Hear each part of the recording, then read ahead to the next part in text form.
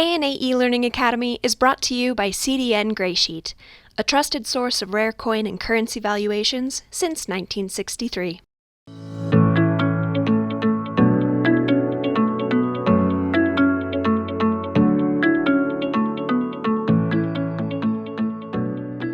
Thank you for joining us here at the ANA's eLearning Academy.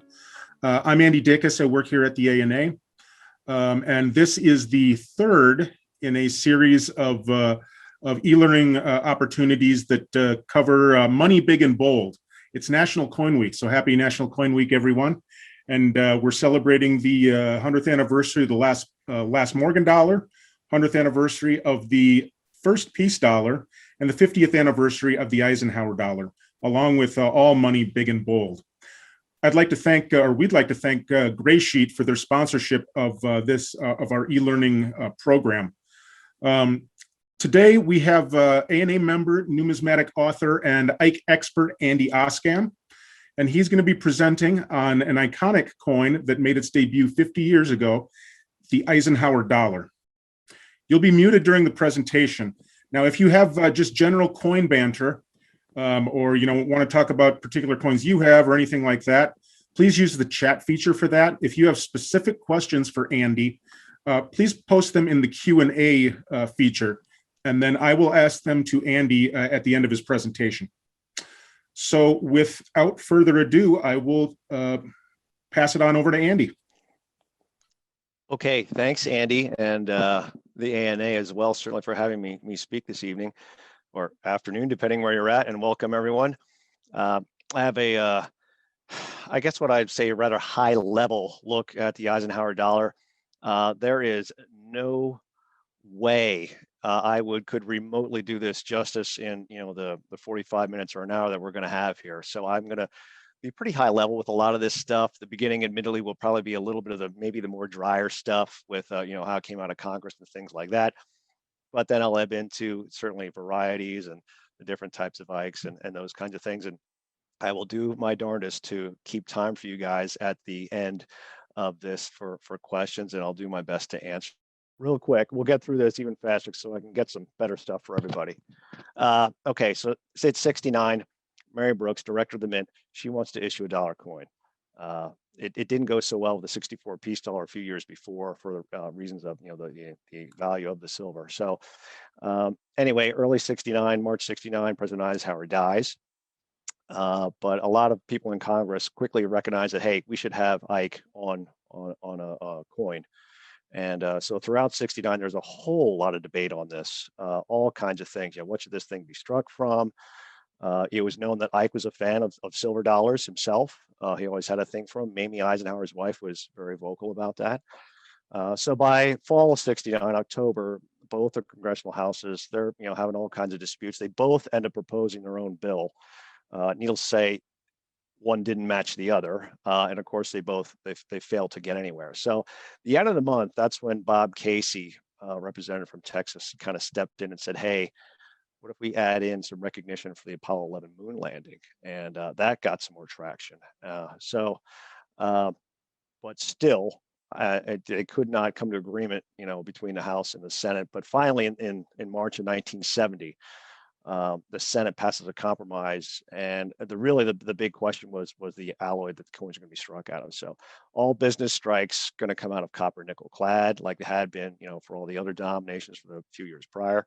But the collector version is going to be made out of 40% silver clad. Okay, the House actually doesn't go along with this right away, but through the course of the year, they come to an agreement, and it's passed finally in 1970 in September. But what most people don't know is it almost didn't live because Mr. Nixon, our president at the time, didn't sign it until literally minutes before the clock ran out on December 31st. So there was all kinds of procedural things in line there that if he didn't sign it, it wasn't gonna fly. So again, as I said earlier, there's an enormous amount of detail behind this whole part of the Eisenhower dollar inception. You can certainly do some research on your own beyond that, but it was chaos, to put it lightly. So we get into designing the dollar, and everyone I think is probably familiar with Franco Sparrow, the chief engraver of the Mint for many years. and did a number of coins, obviously. So he's the one who had to, put on the hurry up offense to get the Eisenhower dollar designed. Now, fortunately for Frank, he kind of followed Ike through his life. Had even seen him in one of the parades after World War II. So this was kind of important to him. He was very, very interested in doing this, and he didn't have a lot of time to get it done. Ideally, the initial idea was, hey, let's have coins coming out in 1970, and we all know, of course, that that did not happen. It was not until 1971 until we saw coins getting minted. The reverse originally stemmed from actually Michael Collins, the command module pilot for Apollo 11, the mission that landed on the moon. And a little bit of evolution here for us. Michael Collins' first patch design is on the left. And this is the one that a lot of people don't see very often. As you can see, the feet or the talons of the eagle are open, and the olive branch is in the eagle's beak. And Michael Collins says this in his book that he wrote, Chariots of Fire, I think was the title, something along those lines. But every pilot's fear was to land with your wheels up. So that's why he claims that he had the talons extended like that, with the eagle coming to the moon. So the concern, however, was from NASA at the time that the eagle looked too fierce. We all know the Cold War was going on, and certainly a lot of politics in play behind a lot of things at that time. So it struck Michael Collins and some designers, hey, why don't we take the olive branch and put that in the talons and go that way? So hence on the right-hand side, that's the final patch design of the Apollo 11 mission, and hence what, mostly ended up in the back of the Ike dollar.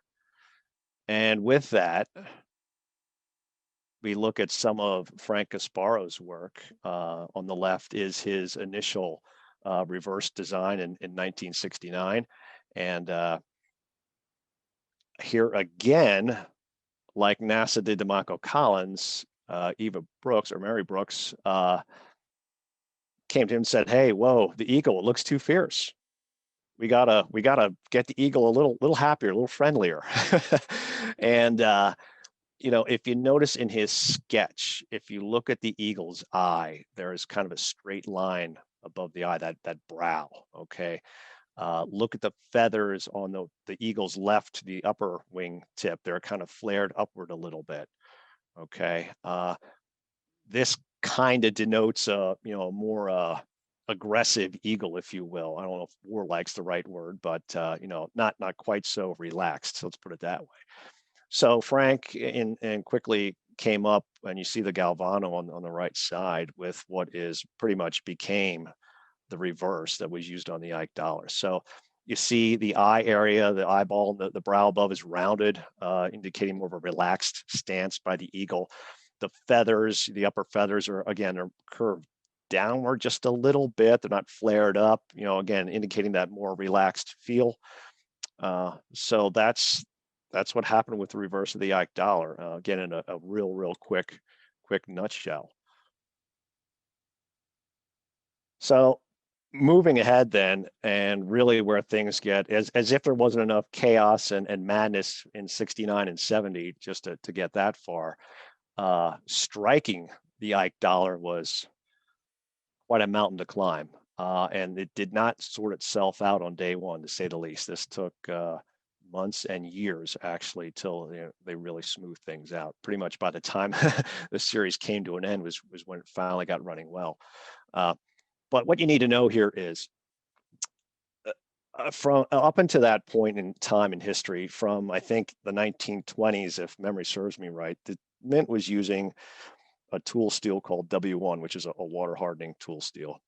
And of course, all that time they're stamping mostly 90% silver planchets, and no problem, right?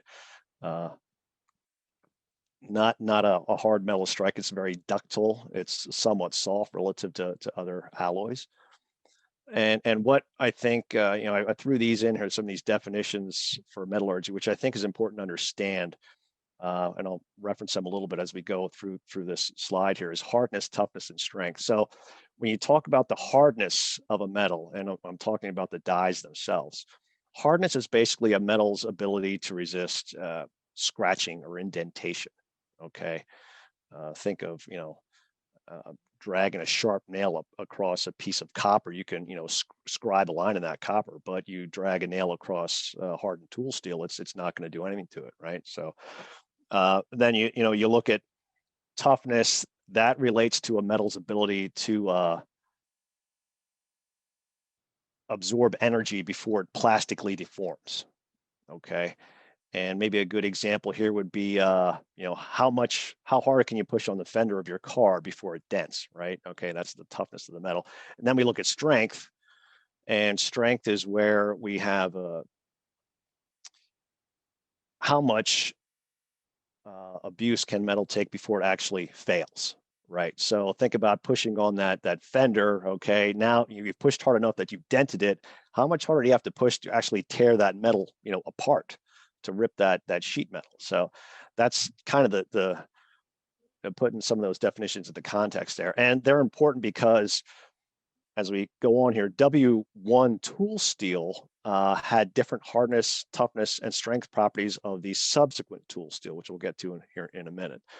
And really, because using that W1 steel, the early Ikes, there was a horrible time with die sink, really poor striking characteristics, and it necessitated low relief designs for the copper nickel specifically.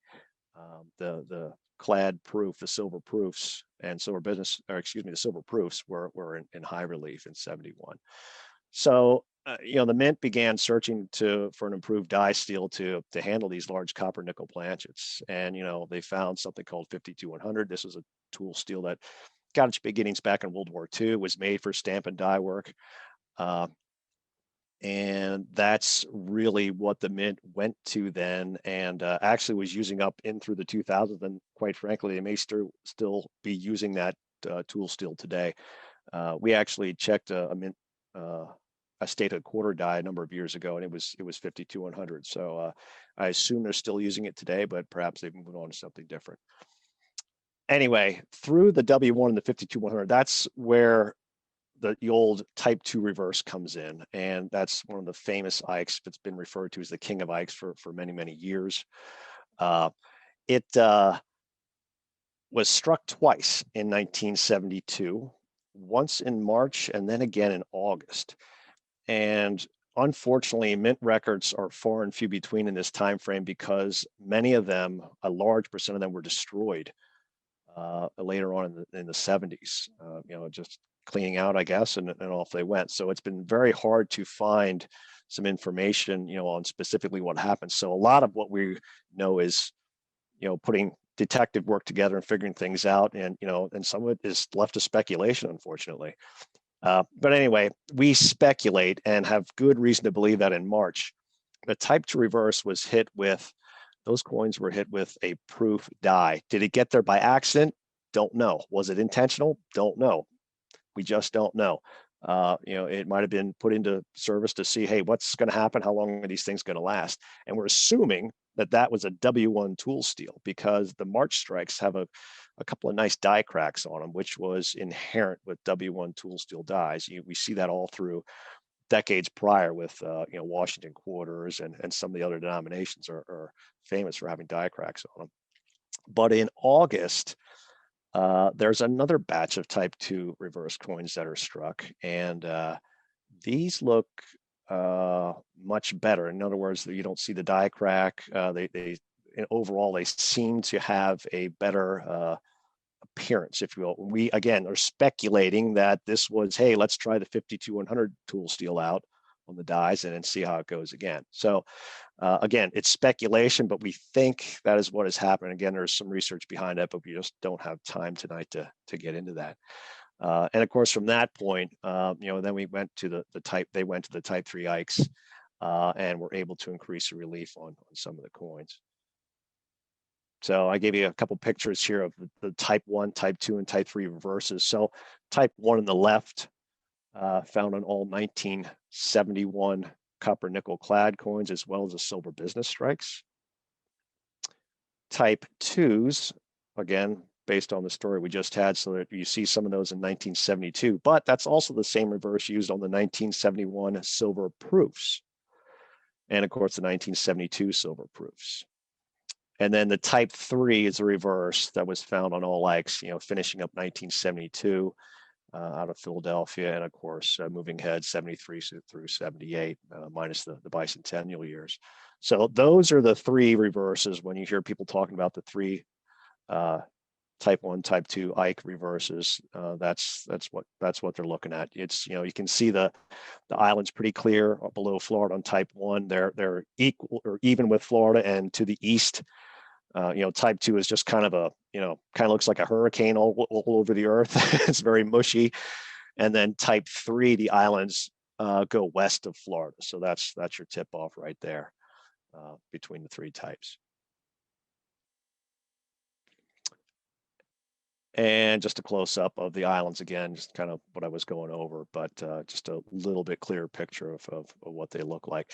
This can be tough, I mean, not all coins are created equal. They got, post-mint damage. It can be tough to make it out sometimes, what type you have between type 1 and type 3, especially, but generally it's pretty easy to tell.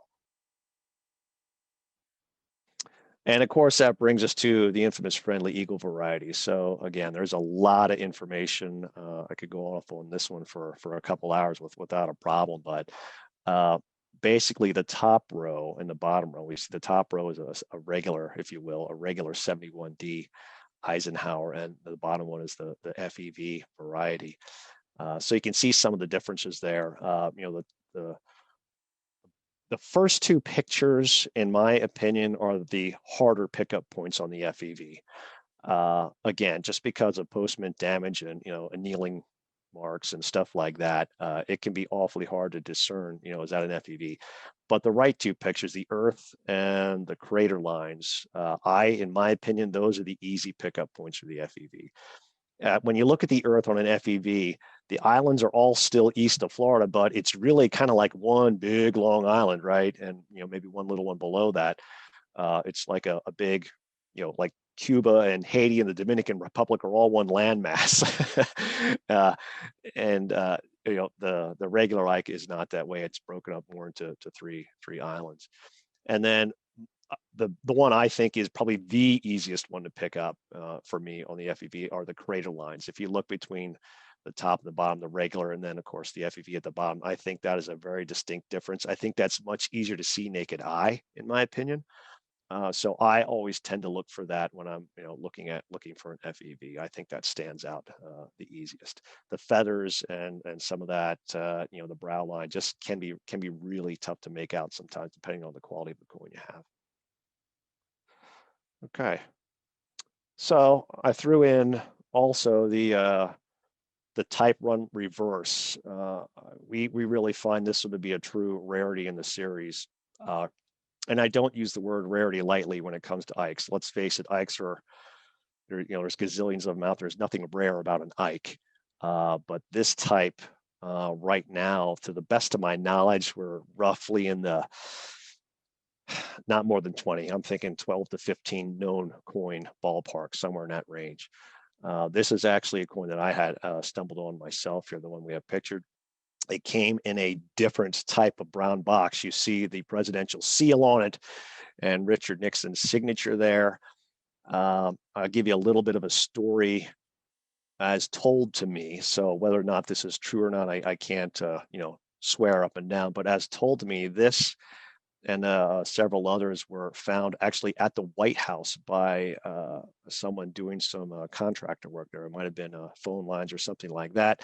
Anyway, he was, I guess, allowed the opportunity to take them along, and that's how they got out of the White House. So we speculate that these were coins that the White House probably requested to give out to VIPs. Hey, U.S. Mint, what do you got? You got something ready? And of course, with the chaos that's going on with striking these things and making these things, they probably scrounged together whatever they had on the shelves, and sent them over there. So we don't know of many. I've only ever seen this box. I've heard of another 1 or 2, and that's it. I'm sure there are probably, what boxes there were these out there probably didn't fare too well over the years. But the thing about the type 1 reverse is, there you see, again, type 1, was in 71 was only on the business strikes, silver and the copper nickel business strikes. It wasn't on the silver proofs. So that's the unique part about it. And of course, you can see an overall low relief on the reverse of the entire coin, which again, 71, only the silver business strikes had the low relief with the copper nickel. The silver proofs had a high relief. The obverse of this coin does also have some doubling. And I was actually fortunate enough to hold and examine in my hands 3 other coins that were acquired, I should say, at the same time this one was.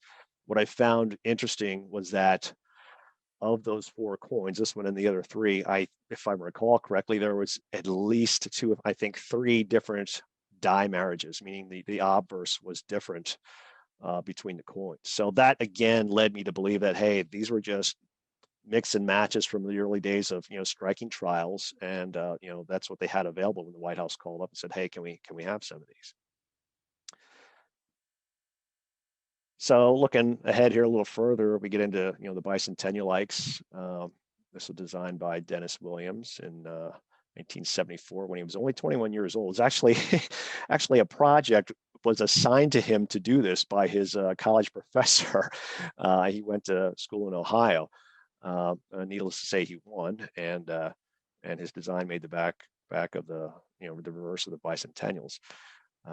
In 1974, there was a big fear of hoarding these bicentennials when they got released. So they actually struck 74 Ikes, business strikes, with the regular reverse up into 1975 to try and fend that issue off. However, once they started striking, and they started striking these in 75, they quickly realized more striking issues. Things weren't striking up the way they wanted to, wasn't looking good. So Mrs. Brooks said to Mr. Sparrow, hey, got to do something here, Frank. We don't have the best of quality, coming out of some of these presses. And so he was given the task of reworking this. And that's essentially why we now have the Type 1 reverse and the Type 2 reverse. So in 1975, you see the Type 1 reverse, and I'll get into the differences here in a moment. And then in 1976, you see the Type 2 reverse. And in fact, here we have some of the differences a little more closer up. So I can go back and forth on this a little bit to make that a little more clear. But the Type 1 bicentennial like, so it's a high relief obverse, but it's a low relief reverse. For Type 2, it's the exact opposite. The obverse is lower relief and the reverse is higher relief. And then, of course, you have the reverse lettering is the big pickup point in this. You see the Type 1 has much fatter, thicker letters, and the Type 2 has much thinner, more traditional, if you will, font they used in the letters of the Type 2 reverse. And another pickup point, which a lot of people don't know about, and I threw some pictures up here, is the E pluribus unum on the reverse of Type 1 and Type 2. You see Type 1 at the top. If you can get your eyes visualized right here, E and unum are centered with one another, but pluribus is not. Whereas on the Type 2, it is. You can see, if you look at the L in pluribus and the second U in pluribus, compare that between the top and the bottom. Now, I think that'll help your eyes adjust to, the centering issue. So was that intended on the Type 1? No idea. Would love to find out. Just very interesting, I would think. I mean, when you're doing something like this, you'd want that centered. But again, things happen for reasons we can't explain, I guess. But anyway, nonetheless, another pickup point between Type 1 and Type 2. And clash dikes. Talk about this a little bit here. So clashing is very, very prevalent in 71 and 72. And again, this is when the Mint is starting up. They're having all kinds of trouble. The presses they had were not the best, especially at the Denver Mint. We find that they were using a Columbia brand of press at the Denver Mint in the early 70s. And in fact, these are the same ones that had struck the 64 peace dollars. The way the planchets were fed into the machines, that's ultimately what led to the problem with so much clashing. And we have that on authority from a gentleman named Mike Lance, who I'm sure some of you have heard of, who was a press operator at the Denver Mint at that time. So I don't think we get much better authority than that about what happened there.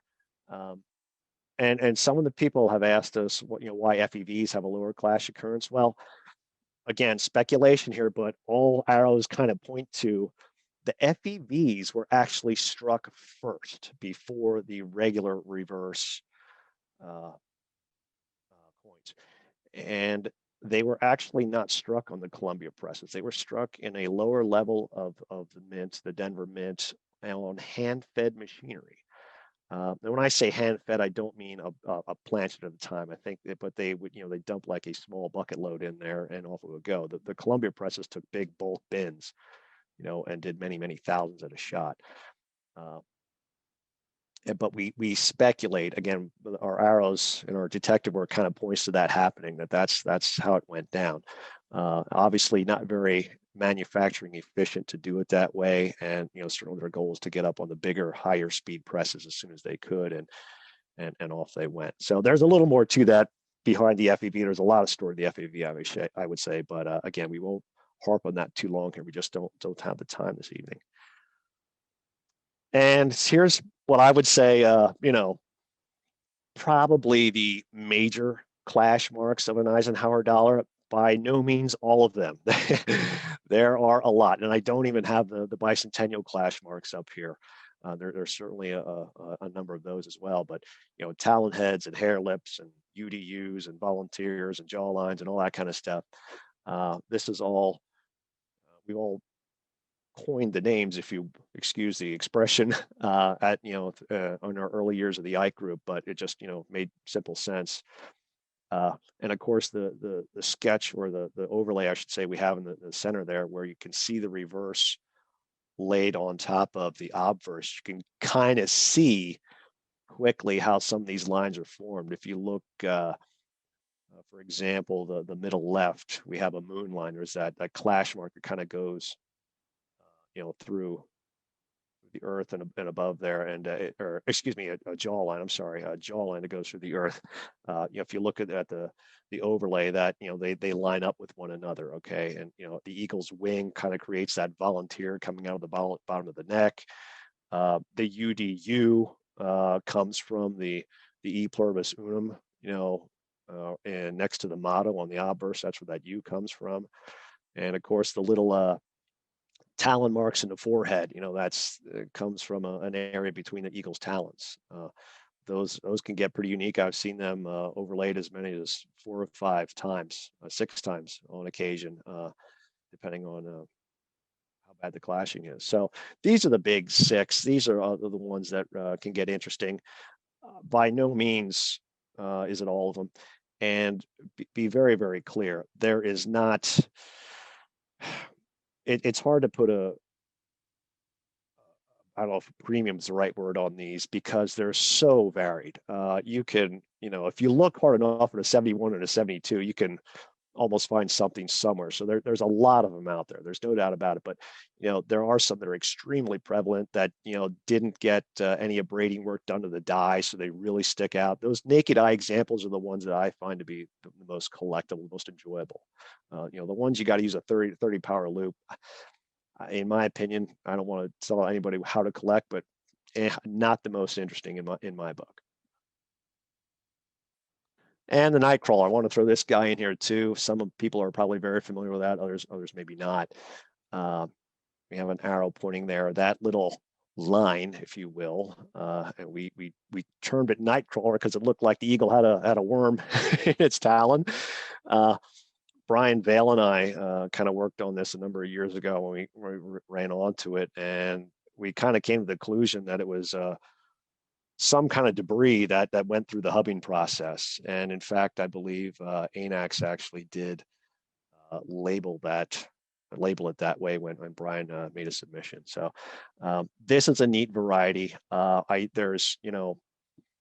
I'm again guessing it's probably 50 to 100 of these out there that are known, and I would think there's more. This is one I would think there's quite a few more. So I think this is a pretty neat one to collect, pretty neat one to look for out there to search. Again, it's naked eye visible. When you see it, there's no question. So I think this is a pretty neat one. And of course, peg legs. This is really the variety of the Eisenhower series. And I threw a definition up there, which is a little wordy, but that's how we see it. What qualifies something as a peg leg? Basically, that the bottom of the leg is no wider than any point above it. And that's how we define a peg leg. Peg legs also typically have a much larger gap between the bottom of that R and Ike's scalp. That is usually very, very noticeable. But on this, I should elaborate that not all peg legs are rare within the Eisenhower series. There's a number of them throughout the issues from 71 to 78. But keep in mind, in 71, the Mint did a total of roughly, going on memory here, I think 3.5 million proofs total, somewhere in that ballpark. The first 1.2 million coins were all peg legs, so they're by no means rare. There's a lot of them out there. The next 2.2 million or so, whatever they struck for 71S proofs, were actually struck in 1972. So those, we find all of them have serifs on the bottom of the R, and a lot of them look like they've been put on by hand. So it just goes and adds more speculation that, and we could see there's a lot of chaos in the Mint trying to get these things to strike up well and strike up properly. They were under the gun, they were under pressure. They've advertised this thing, it's a big deal. And oh man, now we don't have coins to ship out to anybody. So there's a lot of people scrambling at different times, especially the tool and die makers trying to, get these things off the presses and out the door. And of course, in 72, all 40% business strike and proof coins are peg legs. I kind of have to chuckle. I see a lot of advertisements for $1 million peg leg coins come up on eBay because they've got a peg leg in 1972. And, it's guys, it's kind of, they all are peg legs in 72 when it comes to the silvers. And then 76 type 1, the ones down in 75, those are peg legs as well. So you got to be a little careful about which peg legs you're going after. And I have some examples here for everybody. This is by no means all of them, not even remotely, but these are some of the varieties that are, certainly collectible. And they're in no particular order here. The 74D, one of my favorites. I only know of, I'm going on memory, one, maybe two dies on this one that I'm aware of. There certainly could be more. It's possible. I've by no means seen all and every 74D Ike out there. But I like this. It's a very clear-cut peg leg, big gap between the R and the scalp. 78D also looks like this one, another one of my favorites. Those 2 years I really, really like for the peg legs. They're neat finds. 71S, you see the next one, that's a business strike, 71S. Those are I would say very scarce, to say the least. I wouldn't know, rare is the right word, but definitely very, very scarce. The next 71S is another type of peg leg, which is just barely fallen in that peg leg category. We've termed that one a stovepipe, right or wrong. We don't see many of those, so that one's getting close to iffy in terms of peg legs, but we can still squeeze it in there. The next one is 72D. That's a unique one. The 72D, not much unlike the 74Ds and 78Ds. This one's interesting in that it appears to have this one's from a plugged die. Part of the left leg of the R is assumably still stuck in the die somewhere, and likewise with the whole bottom half of the right leg. We affectionately coined this one the amputee when we first saw it, but I've only ever seen one or two others like it, but they are out there certainly. And then we see them on proofs too. Here they have the 73 silver proof. That really, it looks like it still has a serif, but when you look at the bottom of that foot, it's no wider than the center of the upper section of that leg. So it does fall into the definition. It has that nice gap between the foot, bottom of the foot, and the scalp as well. So, and then on the bottom, we look at how the 71S specifically, because lottery treatments on the dies in 71, especially the proofs. And Rob Esman actually put this photograph together 10, maybe even 15 years ago now. But this is kind of a progression of some of the die retreatments, how the leg would tend to fade away as time wore on. Of course, you see one on the right side that can really get faded on 71. So again, qualifying this die or that die is kind of tough sometimes because you don't know where the die's been is at in terms of its retreatment. It can be kind of tricky. But so 71s, 72s, very prevalent for peg legs. And of course, you have other situations like this too. We called this the peg head, right or wrong, but missing the serifs on the top of the L, the top of the I. So there's anomalies like this out there too. Collectability, yeah, pretty neat to collect. Premium, maybe not so much, but something neat to look for. I think it's pretty cool variety. And then we get into these things, which I guess we can call these an error coin. If need be, but these are the Denver Mint coins struck on silver planchets. So these exist out there also. These were first noticed actually by the dealers at the casino tables in Vegas. There are some known in 74 from the Denver Mint. There are some known from 77 in the Denver Mint to be on silver planchets. And there are also some known 76 type 2 Denver Mints to be on silver planchets. This one actually, you see a picture I happen to own. I've had this for a number of years. The other unique thing about this one is I threw a picture up. It also happens to be a peg leg. So I thought that was pretty interesting. But the number of these out there is very small. We're talking in the 10s, teens, 20s, 30s, maybe on a couple of the issues, but there's not many of these out there. So these are pretty unique, fun coins to find out there.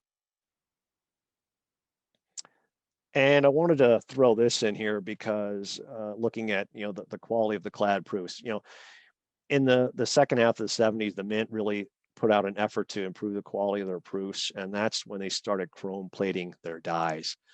And I put up a couple examples here of an earlier proof from 73. That's a Clad one. And then, of course, the Clad 78. I think there's a pretty marked difference in terms of the quality of those proofs. But that's always been a challenge for me. And one thing I've enjoyed about collecting Ike proofs is finding the earlier years that have a really, truly frosted strike. It was one of the first couple dot coins out of the die. That is a real challenge for anyone who wants to take up that challenge. It can be done. It took me several years to complete a collection or a set of truly frosted proof Ikes from 71 through 78. There are some issues that are extremely tough. The 76 type 1 Clad proof, very tough to find well frosted, very tough.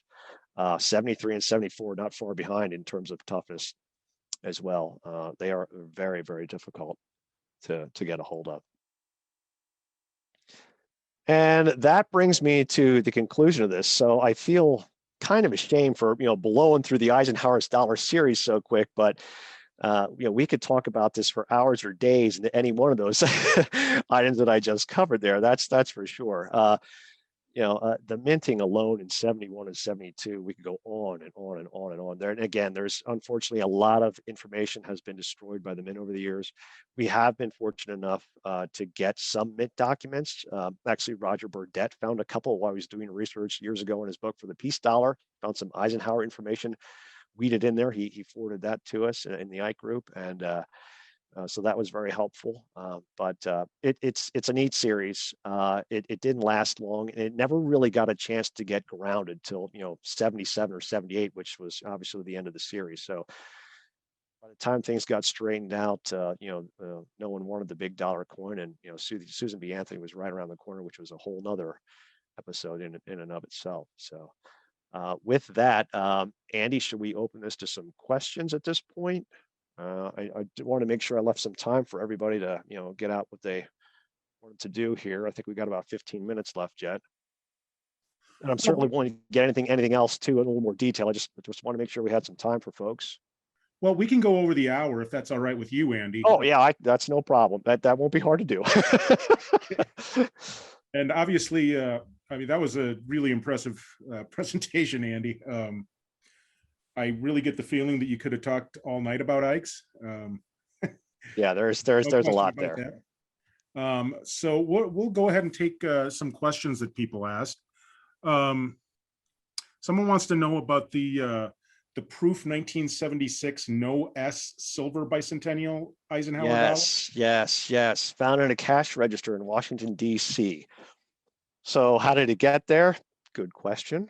We can only speculate that.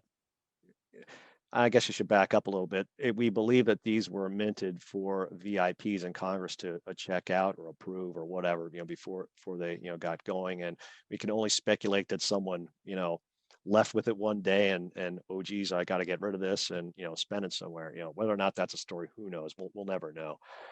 It's a neat piece. There's no doubt about it. A lot of collectors that I've spoken to about Ike dollars, and I'm certainly, this is probably going to stir up a can of worms here a little bit, but a number of them I've spoke to don't actually regard this coin that highly, only because it was purposely only struck in, I think, two or three pieces, and that was it. It's not like it was an outright error or screw up at the mint. It was purposely made this way. So some of the eye collectors I speak to don't find it that interesting, let alone value it into the six figures that some other people do. As far as me, I think it's a pretty neat coin. I don't think I would pay some of the money that some of the other folks look for it out there, but it is a pretty neat coin. But again, unfortunately, we can only speculate, where it came from, how it got there. That's our best guess. But yeah, but it is a neat coin. There's no doubt. This is kind of a more kind of general question, and I guess I've read a little bit up on this, but someone wants to know why there was such a large gap between the last peace dollar and the first Ike dollar.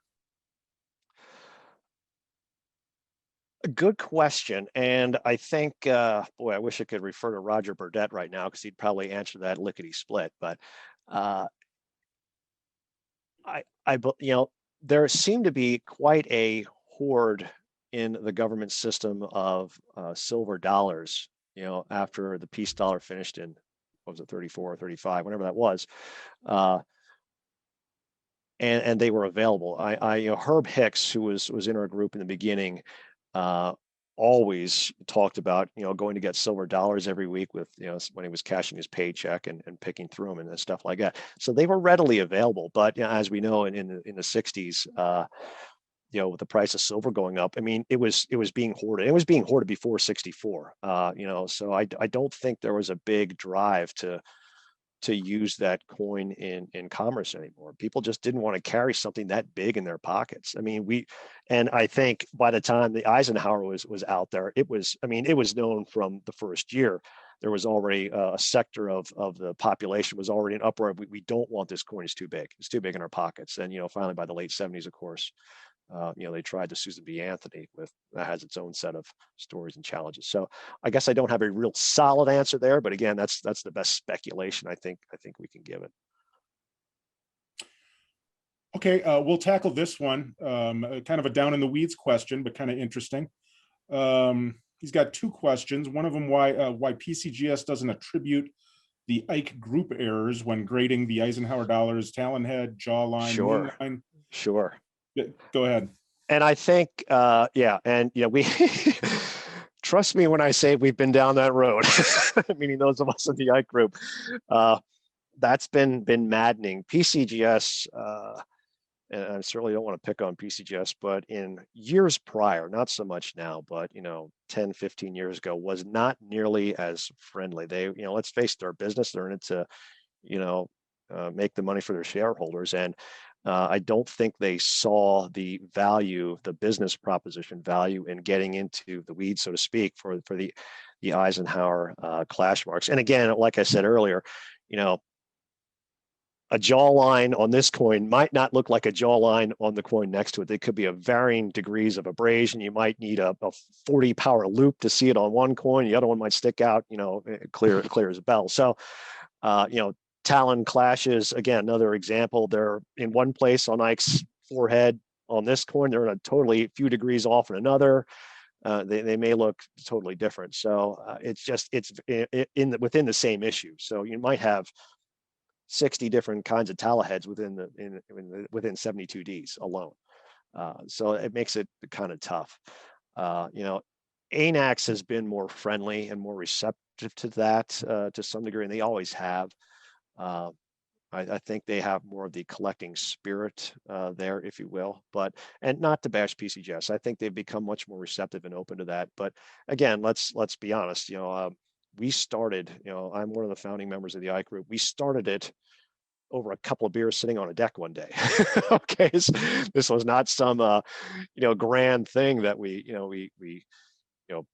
went out and got people riled up and signed petitions by any stretch.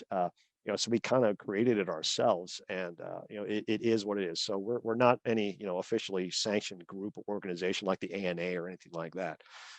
So I think that's part of the other reason. I mean, we're just who's the I group? I guess that's I think the way some of the big third-party graders look at that. But it has changed a little bit. We've gotten a little bit more recognition in the last few years here and there.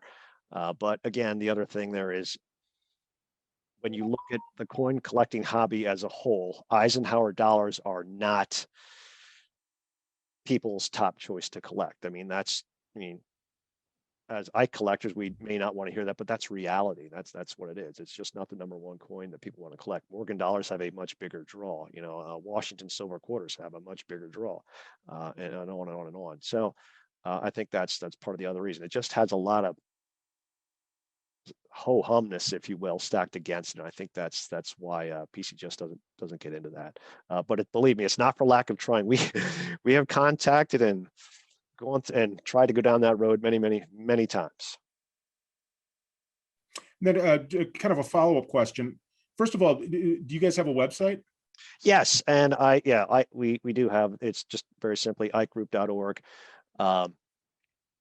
And I want to be very upfront with everybody. We are really poor at updating it with new articles and stuff like that. Some of our members have unfortunately passed on. Rob has since retired from it and is more of an emeritus status. It's really myself doing some of the maintenance work behind the scenes more than anything. We have Brian Vale there, Steve Palladino, and that's about it. But so we haven't been real good at, what's the latest and greatest in Ikes. I mean, I guess you can only do so much so long with that, but we do have all our varieties that we've identified listed there under what we call DIVA, and DIVA stood for Designated Ike Variety. That's where that came from. So we call them divas. So we have a whole section on those. But yeah, please stop in and check out the website if you want more information. Please do not hesitate to sign up for the forum. A lot of information in that forum if you dig through and do some searching. There is a lot of good information in there. Some really neat stuff that people have found and brought up in questions, and riddles solved and wars stopped, right? So it's there's a lot of good information there. So yeah, check out the I Group website. You're more than welcome to sign up for I get emails all the time just to the website's general email address, and it's always people asking this and asking that, and I always reply, please sign up for the forum, post us some pictures, get some eyeballs on this thing. Pictures are worth everything to us. I mean, are the end all be all? No, there's nothing like having a coin in hand, but we can certainly get going down the right path at the very least. So I do encourage folks to do that. And then there was a follow-up question to the question about PCGS here, if I can scroll up here. Is it oh yeah, I see it. Yes. The prototype. So the first one was discovered by Lee Lidston. That was years ago now. And that was a really interesting piece, to say the least. So I guess let me clarify a couple things here. We called it a prototype. The TPGs have therefore hence called it a prototype. Excuse me. We don't honestly know it's a prototype. I mean, it's just different. It's a different everything about it. I mean, not a lot different, but different enough that you can see it and you can notice it. So, somehow they made it into blue packs. Just like somehow the Type 1 proofs made it into brown boxes. Were these just, okay, these look like good coins, throw them in the bulk bin and get them packaged up with everything else and forget about it? That we don't know. We're just speculating how they came to be. Legal to own, I would think. I don't think there's anything out there that says these can't be owned. I wouldn't think twice that our friends at the Secret Service would have been all over this by now if there were illegal to own. I'm quite sure of that. We may not hear from them, but trust me, they monitor things like that, and I'm sure we would have heard from them long already if that was the case. So I think it's just they view it as another Eisenhower dollar with a slightly different type, and that's that. So no, I think it's legal to own them. Are there more out there? Good question. I would tend to think very, very, very few if there are, but they certainly could be out there. This is just kind of a general, kind of a crystal ball question. If you're reading here, Andy, Sure. What are your feelings on the future market and interest of Ikes? Where do you think it's going? Okay, so and that's a good question actually, and something I would. Here's Andy Oskam's opinion, and that's strictly mine, no one else's. I have seen it decline over the last few years. I feel like, I've collected Ikes most of my life. In the 90s, I saw it kind of, okay, this is kind of ramping. Then something called the internet happened and it really took off. In the early 2000s, I really saw it ramp up and ramp up. But in the last 5-10 years, 5 years for sure, I've really seen it plateau and decline. I have just not seen the interest. And, to be quite honest and, being transparent, we don't see the traffic on our website anymore like we used to when we first did that. And maybe that's certainly to do with some of our interactions in terms of the moderators, but nonetheless, we just don't see the people going after Ikes like we used to. So I think we've hit a plateau, and I think it's just a fact of the hobby. And I want to say the hobby's alive and well and good, but I kind of get the sense there's that 1 or 2% decline year over year, and it's starting to add up a little bit. So where's it going to go? I don't know. I think if you're an Ike collector, as I said, there is nothing rare about an Eisenhower dollar, not even remotely. You got to collect for condition rarity. Much as I hate to say that, but that's the honest truth. Buying a mint stage 62 Ike, I hope you didn't pay more than $1 for it if it's a 1974, right? Buying a mint stage 67 1974 Ike, big difference by 4 figures, right? So a condition rarity is where it's at. I think some of the other venues out there mean a lot too, like the Cherry Picker's Guide. When the coins showed up in there the first time around a few years back with the some of the proof varieties and the Type 2 and those kinds of things, we really saw interest in things pick up. So, let's face it, advertising means a lot. Advertising means a lot. We at the Ike Group cannot do that. We just don't have the ability to pull that off, the funds or anything like that, let alone the time. So it takes those organizations like Whitman to get that kind of advertising out there, if you will, through the CPG. And if it were me, and if I have to say anything here without saying anything, I would keep your eyes peeled on the next edition of the CPG. And I guess I'll leave it at that. But I'm kind of anxious to see the next Cherry Pickers. I think there's going to be some really good inclusions there for the Eisenhower dollar. So I'm pretty excited about that. I think COVID's unfortunately had a little bit of a dent or delay in that launch, but it'll be here, and I'm looking forward to it. And you guys, you should too. Andy, are there any particular years where you see more attractive toning on Ikes? Ooh, good question, because I happen to be a big collector of tone coins myself, especially 20th century silver. I really enjoy tone coins. Boy, there was 20 years ago, that was this, I would answer this question a lot differently, because, you had the infamous peacock horde going on and all those kinds of things. So it was really big on the 40% silvers. But I got to tell you, in the last 5-10 years, I have seen some phenomenally toned copper nickel Eisenhowers all the way from, really all the way from 71 through 78. I've seen some phenomenal coins. I've always been good friends with Troy Weaver, who had a great set when he had his registry set, and he had some beautifully toned coins in there. I have a few in mind that I really enjoy.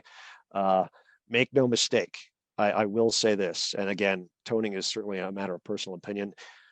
You can have a lot of really ugly toned Ikes out there. Copper nickel clad isn't always the nicest toning material, given the environment that it's been sitting in. But there are some, if you've got a nice lustrous coin below that color, that really pop and really stick out. So I don't think there's any one year over another anymore. I really don't. I've seen it really, some really neat stuff in the copper nickel clads, as well as, historically the silver ones as well.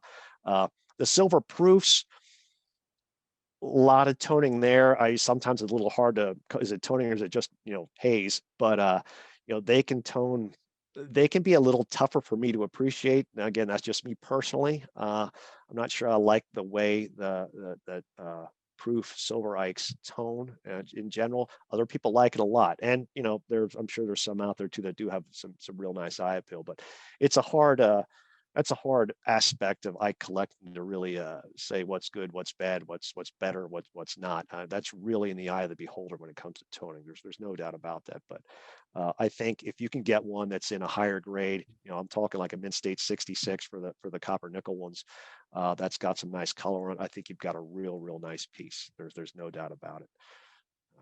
So Cool. I don't know any. I know Mel, but I don't know anything about this. The Mel Wax Overstrikes. Oh yes.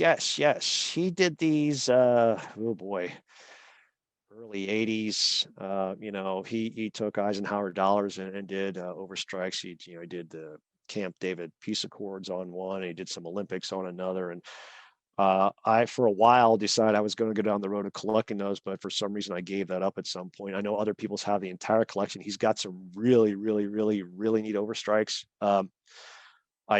They used to be a lot more prevalent. I used to see them on eBay and in coin shows a lot more than I do in recent years. So either they're becoming scarce or people are scarfing them up. I don't know.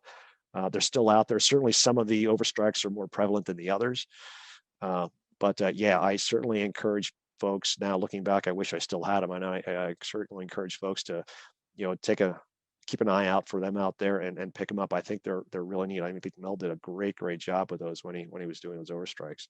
And on that, I would also add, when we talk Overstrikes, Dan Carr out at the Moonlight Mint there in Colorado did some Eisenhower Overstrikes a few years ago, and of course, to much debate on both sides of the aisle. Are these, are we happy about this? We not happy about this? Me personally, I love them, and I love them because you could buy a mint state 70 Ike. It essentially is what you could do. They look just like an Ike. Obviously, they're not real. It's not the right date for the issue, et cetera, but they just looked fantastic. And that's actually one series I bought every single one.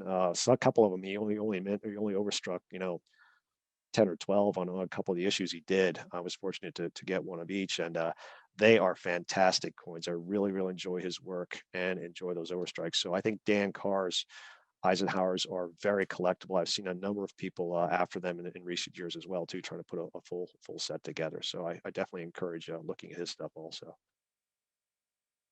Here's an interesting question. I guess I read a little bit about this, but what role did Las Vegas play with the minting of these dollars? A big role. I mean, and again, I was trying to speed things along the beginning of the presentation, but that was the thinking.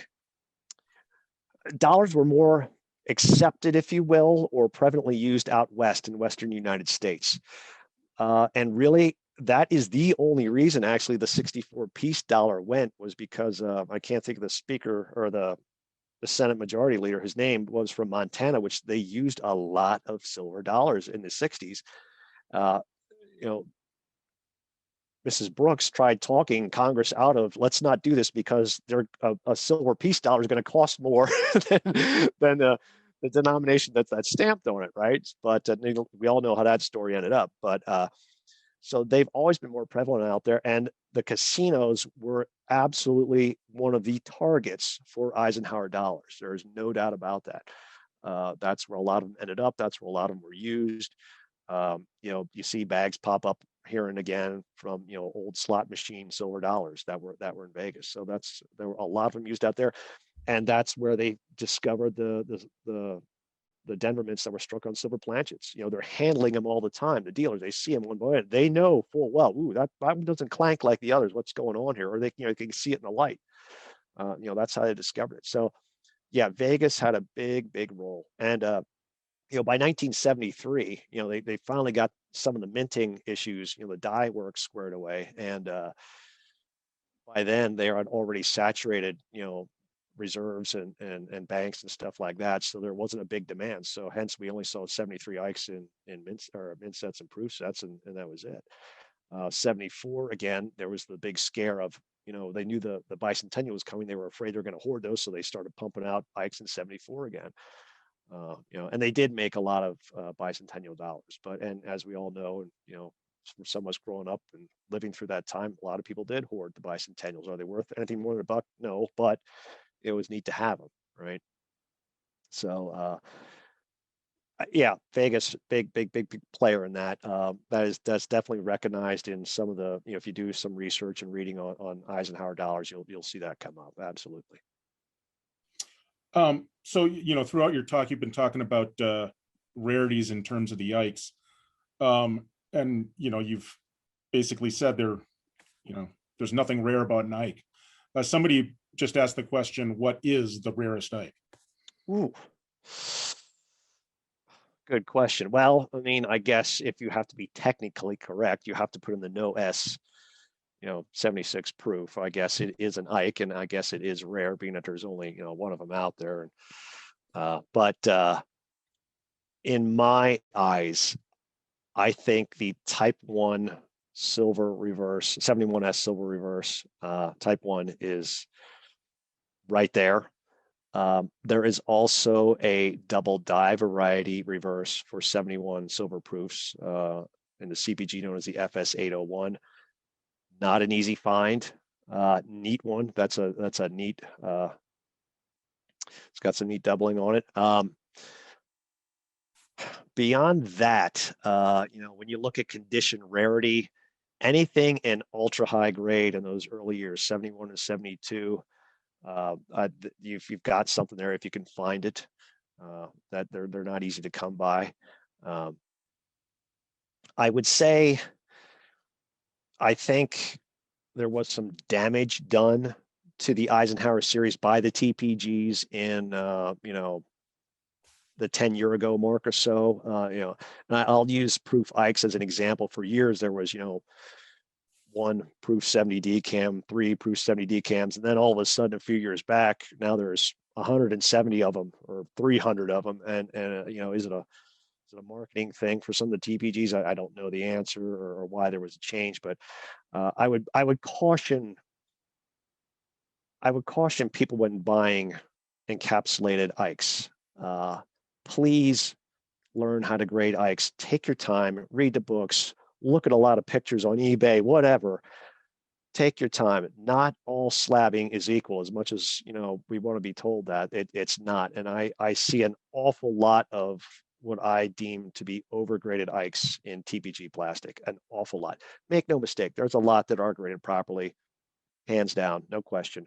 But there is quite a bit that I think are, let's put it this way, to sum it up, get a proof 70 decam Ike as labeled, and get a proof 70 decam silver eagle and put them next to each other and tell me you can see the same exact quality. Obviously the design is different, but tell me the quality is the same. I think you'll be hard pressed.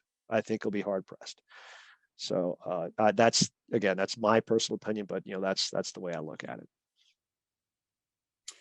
Someone just wanted a quick clarification. The Type 2 Ike is in 1972.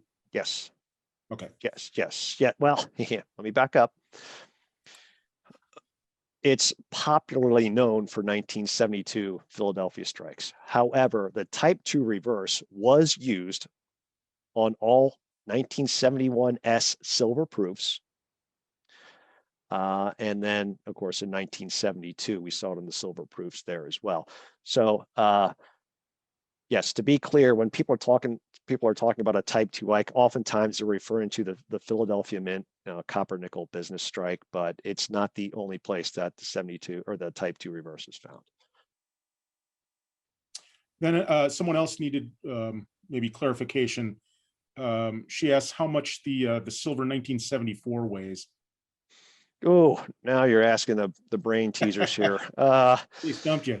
It's something, oh gosh, I'm going to tell you the wrong number, but because I'm not that bright, I'm going to spit it out anyway. I think it's 23.2 something grams. I'm sure there's probably 50 people on here now kicking and screaming because I'm telling you the wrong number, but I'd have to look it up. But honestly, that's a quick Google search that you can find that real quick out there. That's widely available. I think it's 23 something grams though. But the silver is, in theory, between the business strikes between 71, 72, 73, 74, and of course the bicentennial silvers should weigh the same.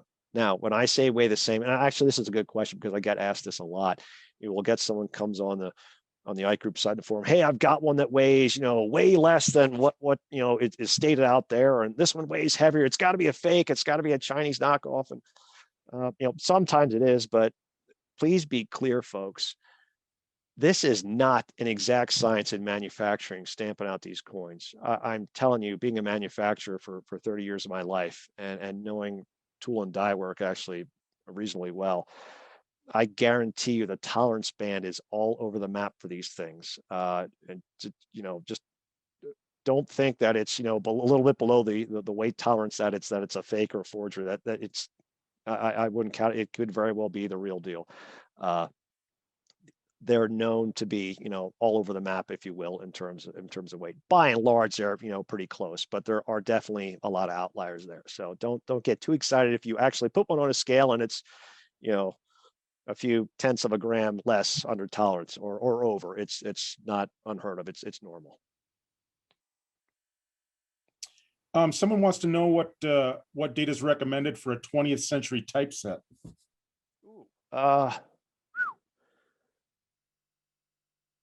The nicest date you can find.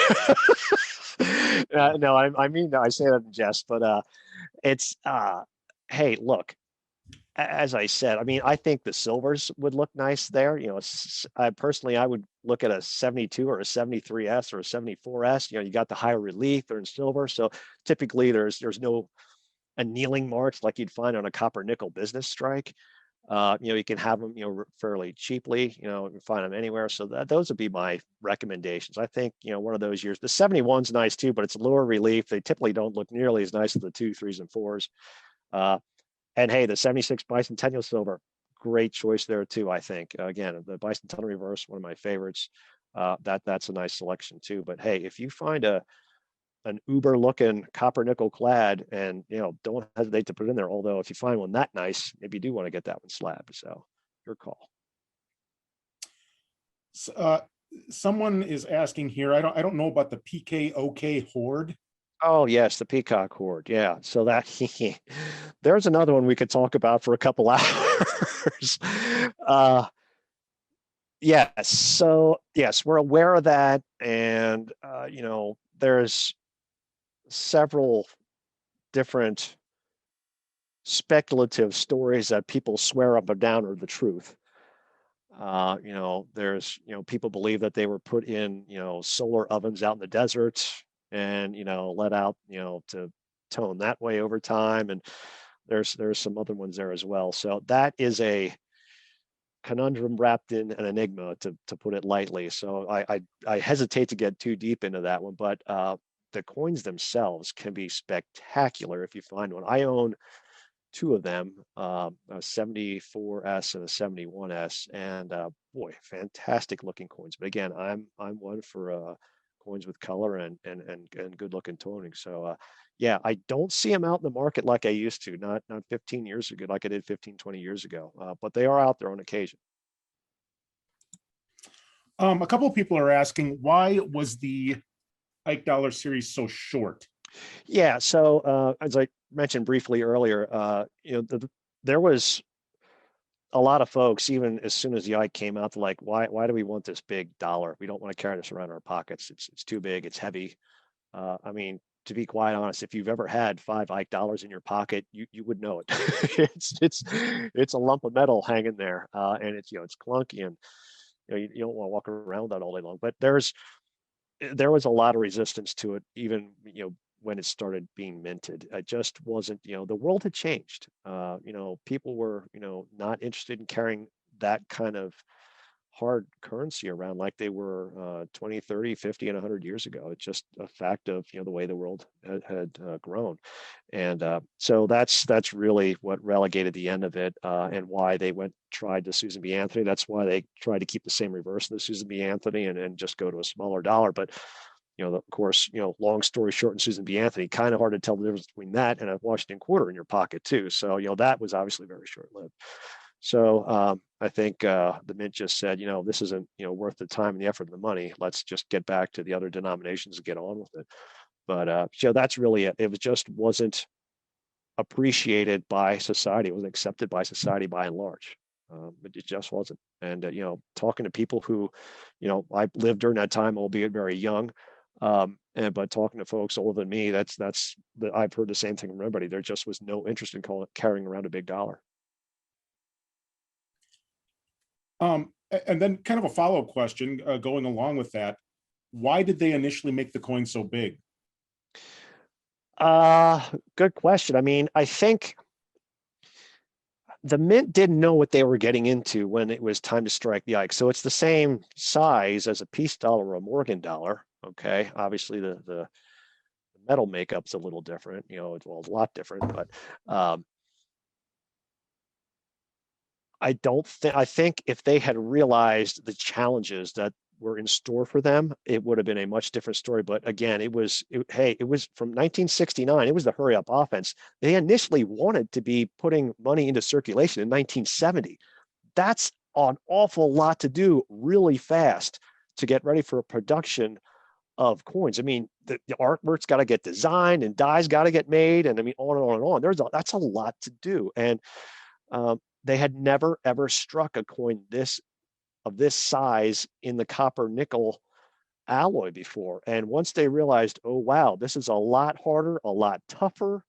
The strength is a lot more than the silver dollars, which is kind of why I threw those definitions out earlier. This isn't going so well. And if you remember, I mentioned a lot of the coins for 71 were actually minted in 1972. I mean, they were behind the 8-ball, big time, big time. The proofs for 71 were only minted, the bulk of them, in December that year.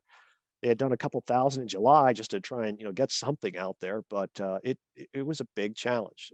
The manufacturability of this coin was completely new to the Mint, and they really really struggled. They had to do a lot of changes and a lot of work on the fly, and it came down to a lot of the guys on the floor, the die setters, that were had to figure this out. How are we going to get our production done this shift? That's a lot of what went down. So it was a big challenge to make this coin.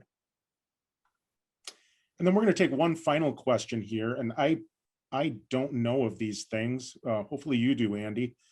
But someone wants to know if you own or know of the true original Mint sets from John Baker Mills or Millis. Does that ring a bell? I can't say I do. Okay. I cannot say I do. And if I do, it's possible I haven't. I've forgotten. I'm going to be very, very honest, but off the top of my head, I do not. Okay, this person is saying, I own one with 5 errors. Oh wow! I don't want to lose the original packaging. What do you think? Well, I'll give you.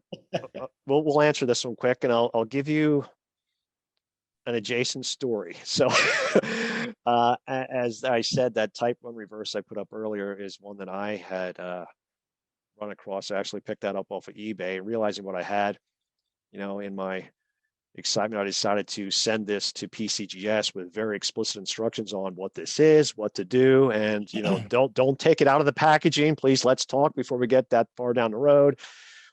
And I got my phone call from PCGS, and wow, this is really neat. You got something, we don't see this often, if ever. And here's a picture of it in the slab. So they did not listen to one word. I mean, I typed up a very nice, short, to the point, please, this is what to do, and it didn't happen. So needless to say, I wasn't too thrilled, but I didn't lose the box, and I didn't, it was only the plastic case, which is identical to all the others. So I still have all the packaging, but I agree. I don't know what to tell you there. That's a tough one. I would talk to a human being before you just, put it in the mail and do what I did, a number of years ago. So I understand, keep that provenance. It's kind of neat to have that kind of stuff. Some of these folks will encapsulate it in that packaging. Some will do that. There are things that they have out there to handle that stuff. So I would bark up that tree before you go too far. Well, Andy, that was one heck of a presentation. I know I learned a lot. Hopefully everybody who took part learned a lot as well. Yeah, just a very, very Okay. interesting coin. And obviously I personally think Dwight Eisenhower is one of our best leaders in our country's history. So just a very interesting coin. Yeah, neat coin, neat guy. Yep. Thanks everyone for joining us again at the ANA eLearning Academy. Once again, I want to give a shout out to the Gray Sheet, who is our sponsor for our e-learning presentations. Once again, I'm going to plug our membership offer this week during National Coin Week. A gold membership is $5, and that gives you online access to The Numismatist, our magazine, and also a variety of other benefits. You can check them out on money.org. We are going to be doing presentations for the rest of the week based on our theme for National Coin Week. Tomorrow, we've got a really interesting one on the Federal Reserve Act of 1913, kind of the politics behind it and how paper money changed due to it. So join us for that. We have an ancient presentation on Friday. I'm going to be giving something on National Coin Week on Saturday. So we hope you can join us for all those presentations. Thank you, everyone. Have a good night. Thanks, everybody. So long. Thank you.